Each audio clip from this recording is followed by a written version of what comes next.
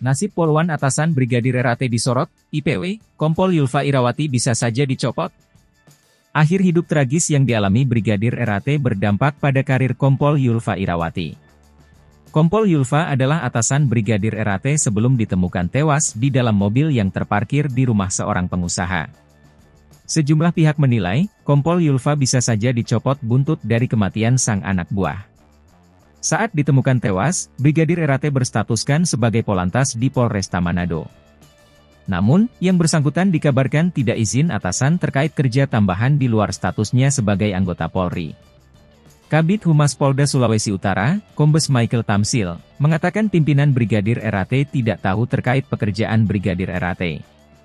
Brigadir RAT akhirnya diketahui sudah bekerja sebagai ajudan selama 2 tahun di Jakarta. Adapun atasannya adalah seorang pengusaha di Jakarta. Tak lama setelah kematian Brigadir RAT, terkuak atasannya bernama Kompol Yulfa Irawati. Kompol Yulfa ditengarai tidak mengetahui kalau Brigadir RAT bekerja di Jakarta sebagai ajudan bos tambang. Ketua Indonesia Police Watch, Sugeng Teguh Santoso, mengatakan, Kompol Yulfa Irawati terancam dicopot jabatannya. Hal itu dikarenakan Kompol Yulfa Irawati tidak tahu kalau anak buahnya bekerja sebagai ajudan bos tambang di Jakarta. Ini sanksinya tidak berat, ya.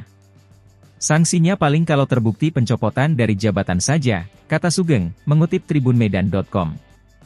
Dilihat dari akun Facebooknya, Kompol Yulfa Irawati memiliki suami dan 2 orang anak.